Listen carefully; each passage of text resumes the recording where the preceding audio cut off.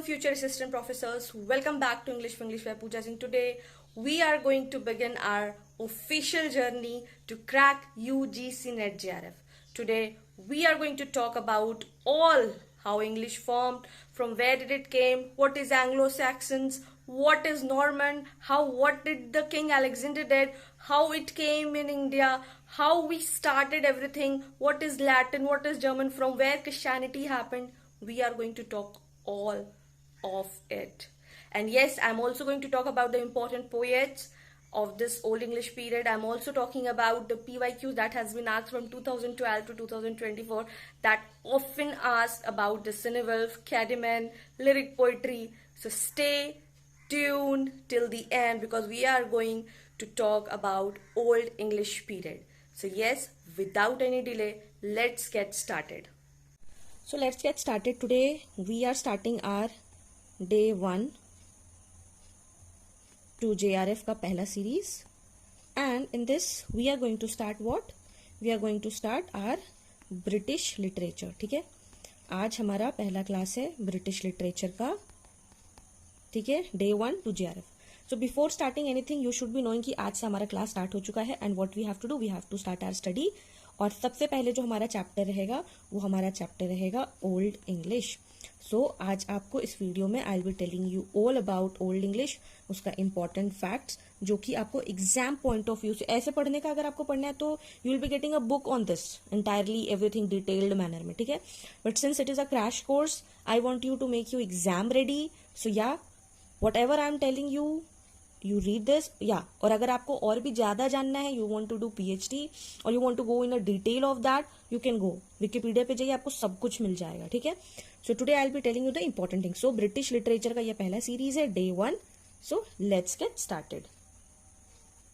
So the very first thing is that कि भैया ये ओल्ड इंग्लिश क्या होता है. तो ओल्ड इंग्लिश ये होता है, आज हम लोग कौन सा इंग्लिश बोल रहे होते हैं? आज हम लोग बोल रहे हैं मॉडर्न इंग्लिश. बिल्कुल बहुत इजी वे में समझेंगे. जितना इजी वे में चीज़ों को समझेंगे ना उतना चीज़ें दिमाग में स्टे रहेगी और दिमाग में ज़्यादा बर्डन नहीं बनेगा. ठीक है, दिमाग को ज़्यादा जोर नहीं देना है, बिल्कुल नॉर्मल चीज़ों को सीखना है. बच्चे रहते हैं हम लोग बैबलिंग कोइंग करते हैं, जो कि एग्जाम में इस बार आया था 2025 के एग्जाम में. We just have to understand कि व्हाट इज ओल्ड इंग्लिश और ओल्ड इंग्लिश से आज मॉडर्न इंग्लिश तक का सफर कैसे रहा. कुछ नहीं करना है, आपको बस जानना है ये कि इसका टाइम पीरियड क्या है. 450 AD से लेके 1066 AD तक. ये कौन बोलता था ओल्ड इंग्लिश? एंग्लो सैक्सॉन्स, जो कि जर्मनिक ट्राइब्स थे. अब जब जर्मनिक ट्राइब्स बोलते हैं तो इसमें आपको जर्मनिक ट्राइब्स के कौन कौन लोग रहते हैं? जर्मनिक ट्राइब्स के 3 रहते थे. एक थे एंजल्स, एक थे सैक्सॉन्स और एक थे जूट्स. क्योंकि ये भी एक बार एग्जाम में PYQ में पूछा है, तो you should be just knowing कि अच्छा जर्मनिक ट्राइब से. अब जो जर्मनिक ट्राइब से लोग थे वो लोग भगवान में बिलीव नहीं करते थे और इसलिए उनको पेगिन्स बोला जाता था. They did not use to believe in God. ठीक है, और वो लोग एंग्लो जर्मनिक लैंग्वेज बोलते थे. और जो पहले से ब्रिटॉन्स थे जो वहां पे रहते थे वो क्रिश्चियंस में बिलीव करते थे and they use to believe in Christianity. ठीक है, यहीं से फिर आपको आगे चलकर पता चलेगा कि चीजें कैसे क्रिश्चियनिटी में इवॉल्व हो गई. दे वर ब्रिटॉन्स, जो कि आज इंग्लैंड में रहते हैं. They use to be a Britons और ये क्रिश्चियंस थे. ठीक है, and they use to speak native Briton. जैसे वी टॉक इन हिंदी, हम लोग हिंदी में बात करते हैं, वो लोग ब्रिटॉन लैंग्वेज में बात करते हैं. Simple, basic, simple. ठीक है, कौन क्या क्या बोलता था? ये लोग बोलते थे एंग्लो जर्मनिक लैंग्वेज और ब्रिटॉन्स बोलते थे नेटिव ब्रिटॉन लैंग्वेज. ठीक है, ये बिल्कुल एकदम क्लियर होना चाहिए. ठीक, अब हम इसका मेजर फीचर्स देख लेते हैं. इसका मेजर फीचर्स क्या है? So major feature is harsh guttural sound, alliteration instead of rhyme. Rhyme नहीं होता था उस वक्त alliteration. What is alliteration? Alliteration जो कि पहला वर्ड होगा. सपोज इली, इली, एप्टी, epon. This is vague. I know this is vague, but this is from my mind. So can you repeat? Can you see the repetition? E. जो अगर first letter का repetition होता है तो उसको हम लोग एलिटरेशन बोलते हैं. तो राइम नहीं रहता था, एलिटरेशन रहता था. Strong oral tradition. What does this means? इसका मतलब ये होता है कि उस वक्त का जो वर्क था, पोएम, वो ओरली बोला जाता था. ऑब्वियसली बहुत उस टाइम पे प्रिंटिंग प्रेस नहीं था, तो that is why it was orally. And pagan to Christian, that what I said कि पेगन से क्रिश्चियनिटी कैसे फॉर्म हुआ, ठीक है। जस्ट अंडरस्टैंड दिस थिंग, और आपको ज्यादा नहीं दिमाग लगाना है, ठीक है। और ओल्ड इंग्लिश को हम लोग डार्क एज से भी जानते हैं। इफ यू विल थिंक कि अगर आपको सच में एग्जाम क्लियर करना है, आपको ये बेसिक्स पता होना चाहिए। Why I am saying basics, क्योंकि जब एग्जाम में स्टेटमेंट वाइज क्वेश्चन आता है ना, ऐसे लंबे लंबे स्टेटमेंट टाइप्स क्वेश्चन आ जाएगा, चार चार लंबा लंबा लाइन का, 1 2 3 4, उस टाइम पे आप कंफ्यूज हो जाओगे कि क्या करें, समझ ही नहीं आ रहा है। अगर आप इन सब इंपॉर्टेंट चीजों को ध्यान में रख लोगे ना, अगर और उसके बाद कितनी भी बड़ी स्टेटमेंट रहेगी, you won't be able to परेशान आप नहीं होगे, you will be able to do it, ठीक है। तो this was it. What is old English, time period आपको याद करना है, कौन बोलता था, मेजर फीचर्स क्या है उस पीरियड का, और एग्जाम्पल के लिए we have taken line from Beowulf. Now I will be talking about Beowulf also. So it is Howard, Vigard, Dena and Gadigan. So it is a translation. We have heard of the glory of the spear Danes in old days. So yeah, now we'll be talking about that what are the key authors, key works and key authors. ठीक है? So before knowing the key authors and works, I would like to tell you कि major literary जो works थे, किस type की poetry होती थी? Old English में किस टाइप की पोइट्री होती थी? दो टाइप की पोइट्री होती थी। पहला हीरोइक पोइट्री एंड दूसरा रिलीजियस पोइट्री, ठीक है। हीरोइक पोइट्री का एग्जाम्पल इज बीवुल्फ, ठीक है। स्पेलिंग एग्जाम्पल इज बीवुल्फ, ठीक है। उसके बाद अब कुछ हम कैरेक्टरिस्टिक्स जान लेते हैं कि पोइट्री का उस टाइम पे कैरेक्टरिस्टिक्स क्या होता था। तो कैरेक्टरिस्टिक्स ये होता था कि सेस्यूरा, व्हाट डज सेस्यूरा मीन्स, ये होता था कि जो ब्रेक होता है between words within a metrical foot. Suppose Johnny yes papa होता है ना, तो जॉनी और इसके बीच में गैप रहेगा yes papa, so this is called the caesura, ठीक है। Any break between words within a metrical foot, this is caesura, तो इसका यूज होता था, ठीक है। उसके बाद एलिटरेशन का यूज होता था, that I already told you, चीज है ये आपको करना है। उसके बाद will be talking about what is Beowulf. Now will be talking about Beowulf. What does Beowulf means? Beowulf is a heroic poetry, it is the oldest surviving epic in English, ठीक है। ये ओल्डेस्ट सर्वाइविंग है। Hero कौन रहता है इसमें? बीवुल्फ रहता है। क्या करता है वो? मॉन्स्टर से फाइट करता है, और मॉन्स्टर का नाम क्या आता है? Grendel, Grendel's mother and a dragon. So this is the theme, heroism, fate, loyalty, good versus evil. Alliterative words का यूज किया गया है, just now we discuss alliterative words. Now we still don't know कि who was the poet of Beowulf, so the author और the poet is unknown. I hope आपको ये समझ में आ रहा हो, और अगर नहीं समझ में आ रहा हो आपको, आप ये वीडियो स्टार्टिंग से देखिएगा, बहुत ईजी और बहुत लेमैन लैंग्वेज में आई हैव एक्सप्लेन दिस, इससे ईजी और कुछ नहीं हो सकता। देन PYQ, बीवुल्फ फाइट्स विच 3 क्रिएचर्स, तो इसमें 3 क्रिएचर्स के बारे में पूछा गया है कि बीवुल्फ कौन से 3 क्रिएचर्स में फाइट करता है। तो Grendel, Grendel's mother and dragon, this was the question asked in 2016, okay? Now Caedmon. Now we'll be talking about Caedmon, important author. So first English Christian poet according to Bede. He who wrote Caedmon's Hymn, आपको ये नाम याद करना है. It was the earliest known English poem. Illiterate coward who suddenly gained the gift of a song. Themes were biblical and the religious praise. इसमें biblical के बारे में, biblical means आपको जो Christianity के बारे में है वो बताया गया है, ठीक है. Question is, who is considered the first English poet? So your answer would be Caedmon. Okay. Then we'll be talking about Cynewulf. He was a religious poet. He is known for the fates of the epistles, Ellen and Juliana, and these are the works. ये works आपको याद करना है, ठीक है. Signed his names in runes, and that is why he is famous, because he was the first one to sign his name in runes. He introduced Latin Christian ideas into poetry. So this was also a PYQ in 2018. Which Old English poet used runic signature? It was Cynewulf. So these are very very very very important. You should be knowing at least these all things, so that कि अगर आपका statement वाला question आता है तो you would be doing it. Now features of old English हम लोग पढ़ लेते हैं. पोइट्री ओवर प्रोज, उस वक्त प्रोज नहीं था, पोइट्री का बहुत ज्यादा चलन था.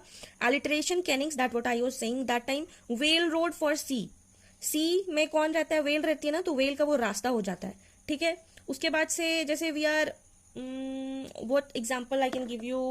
Suppose for human body, for human body, हम human body नहीं बोल के what I'm saying, I'll be saying bone house. ठीक है, so this is a example of kennings. ठीक है, पेगन और क्रिश्चियन फ्यूजन था, एलाजिक टोन था, जिसमें एलाजिक टोन मतलब सॉरो, डेथ और फेट के बारे में बात किया जाता है. एग्जाम्पल उस टाइम का वर्क है द सीफेरर, इसमें एग्जाइल और लोनलीनेस के बारे में बात किया गया है. दी वैंडरर, इसमें लॉस और विजडम के बारे में बात किया गया. ठीक है, which theme is dominant in old English poetry? I have written in short, यहाँ पे पूरा लिख देते so you don't get confused. तो कौन सा थीम डोमिनेंट था? It was exile and elegy. ठीक है, now the most repeated PYQs that I am great in it, that I know. Why? Because I have solved 13 years of PYQ randomly on live. So if you haven't watched that series of 2012 to 2024, go and watch that PYQ series. That is very, very important for your upcoming examination. Okay, so we'll solve. Beowulf is classified as, it is classified as heroic epic. It is the longest surviving poem from Old English period. Then Cardamom's Hymn Praise, it is a praise of creation god. Again, it is a religious poem glorifying the creator. Then Silvum's poems are mostly religious poetry, focuses on saints, epistles, Christian themes. ठीक है, question number 4. Old English poetry uses what as a poetic device? So they used to do alliteration. So rhyme wasn't used, as I have already discussed. Rhyme use नहीं होता है. It relied on the repetition of consonant sound. ठीक है, consonant sound मतलब same words का जो starting में जो होता है, इस तरह से कोई भी वर्ड्स हो सकता है. Who among these wrote in runes? Runes signature कौन करता है? Cinwolf. He uniquely signed his work in the runic letters. So this is how we understand the basic thing. And as I always say, under the sun we don't have to study under the sun. हम लोग को समझना है कि क्या important है, क्या important नहीं है. यही है आपका ओल्ड इंग्लिश. बेसिकली इसी से क्वेश्चन पूछा जाता है, विच आई हैव डिस्कस्ड. क्या पीरियड है, टाइम पीरियड क्या है, क्या बोला जाता था, क्या फीचर्स है उसका, इंपॉर्टेंट लाइन्स, इंपॉर्टेंट वर्क क्या है, इंपॉर्टेंट ऑथर क्या है, इंपॉर्टेंट features क्या है. So these are the important features and time period. And also I would like to tell you one more thing. Anglo-Saxon age में हेप्टार्की करके बहुत इंपॉर्टेंट है. In the comment section you will be telling me कि ये जो हेप्टार्की होता है ये सेपरेट 7 किंगडम्स में बांटा गया था. ठीक है, 7 किंगडम्स में. You will let me know in the comment section all the 7 kingdoms name. ये भी आपके PYQ में एक बार पूछा गया है कि which are not. So for not you should be knowing कि कौन कौन सा है. So this is again a question. So you will tell me in the comment section. Okay. और एक और भी important चीज़ है कि since it was जितने भी works थे वो orally transmitted होते थे, orally poems में या फिर songs में होते थे. So जो major works है, जो major works है वो lost है. क्यों? क्योंकि since it was orally transmission, the major works are lost. ठीक है, ये भी है. प्रिंटिंग प्रेस नहीं था, प्रिंटिंग प्रेस नहीं था तो इसकी वजह से भी हम लोग बहुत ज़्यादा चीज़ नहीं पता कर पाते हैं. कोई साइंटिफिक उस टाइम पे हमारा नहीं होता था, कोई कल्चरल सेटलमेंट या फिर एडवांसमेंट उस वक्त नहीं था, तो we also don't know much thing. Dark age इसीलिए बोला जाता था क्योंकि हमें कुछ पता नहीं था. उस वक्त बहुत ज़्यादा लड़ाई झगड़ा हुआ था, जर्मनिक ट्राइब आई, लड़ाई की. उसके बाद से और एक चीज़ पूछेगा कि क्रिश्चियनिटी कौन लेकर आया था, तो it was saint Augustine. He brought Christianity. तो I have worked a lot कि इन शॉर्ट हम आपको बहुत सारा चीज़ बता दें. एंड ऑल्सो ये भी एक बार PYQ में आपका आया है कॉलेजेस के बारे में. यूनिवर्सिटी की सबसे ज़्यादा ओल्डेस्ट यूनिवर्सिटी कौन सा है स्पीकिंग वर्ल्ड में, तो सबसे पहले नंबर पे आपका आता है ऑक्सफोर्ड. इसका ईयर है 1096. दूसरे नंबर पे आता है Cambridge. That you should be knowing since you are an English literature student. You should be knowing this all things. ये 13th सेंचुरी में आता है. And third one is saint Andrews. ये आपका 14th सेंचुरी में, 1410 to 13 I guess, just check once. ठीक है, तो ओल्डेस्ट में अगर बोलेगा तो सबसे पहले ऑक्सफोर्ड, सेकेंड में second oldest will be Cambridge and third will be saint Andrews. So this is important thing that you should be knowing as a English literature student. So I hope I try to made you understand what all about the old English. कुछ नहीं है, यही है. और अब हम लोग कैसे ओल्ड इंग्लिश से मॉडर्न इंग्लिश तक पहुंचेंगे, यही सफर है ब्रिटिश लिटरेचर का. ठीक है, सो this is a thing. If you have any doubt you can ask me in the comment section. Tomorrow we'll be meeting for day 2. And that was your crash course on Old English.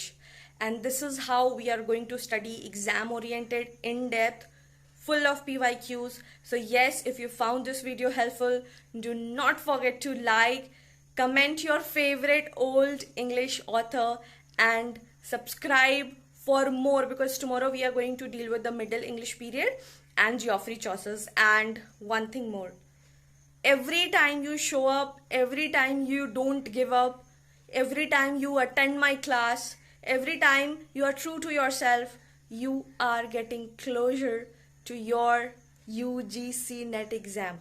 So yes, stop procrastinating, stop giving excuses, stay up. All the best for your examination. Let this December 2025 be our month. Okay, so yes, all the best.